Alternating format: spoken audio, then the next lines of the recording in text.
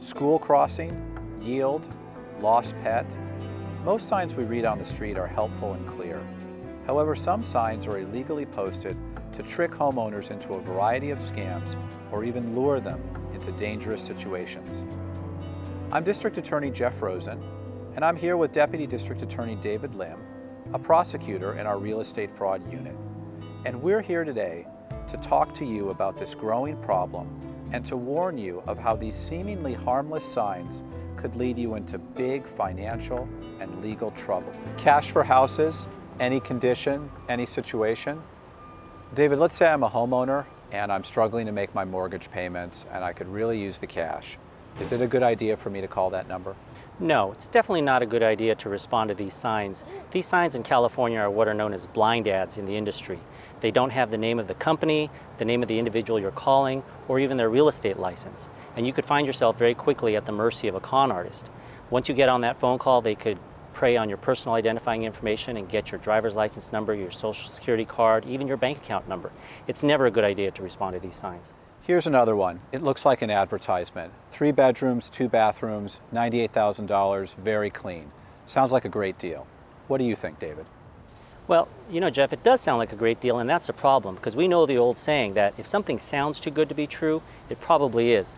You notice in this sign, we don't even know who the actual owner of the house is. We don't know where the address is. This could be a ploy by someone who doesn't even own the house to just try to get money from you. In some situations, we've had investigations where we find people have tried to buy homes using these signs, and they end up giving money to someone who doesn't even own the home. And in the worst situation, very much like some of the scams we see on Craigslist, this could be a ploy to get you out to a location to look at a house, and you end up getting robbed. Who's putting up these signs, and are they legal?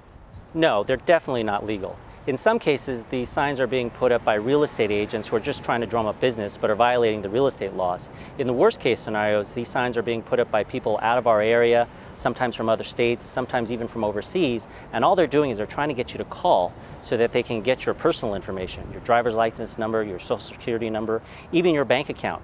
And once they get your bank account number, that's bad news for you.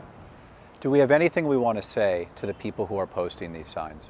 You know, for the con artists and swindlers who are putting up these signs, they need to know that we are going to vigorously investigate and prosecute these crimes, and that we work with state and federal agencies to go after them. And if you're a local real estate agent who thinks that this is a good idea, we work with the Department of Real Estate to bring administrative, civil, or even criminal actions in cases where this is illegal. What should people do when they see these signs? Well, the first thing people should do when they see these signs is just ignore them. It's very important that you never call the phone numbers or look at the websites on these signs.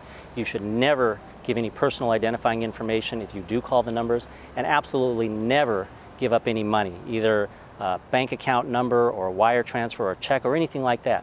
And if you do see these signs around Santa Clara County, call the District Attorney's Office, call the Real Estate Fraud Division, and we can open up an investigation and check out these signs for you. What can someone do if they think they've fallen prey to one of these scams? If someone feels they've been victimized by one of these scams or any real estate fraud crime, they should immediately call the District Attorney's Office Real Estate Fraud Division.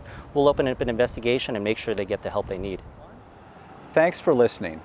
And remember, if you read one of these signs and are tempted to call that number, remember that most common and important street sign: stop.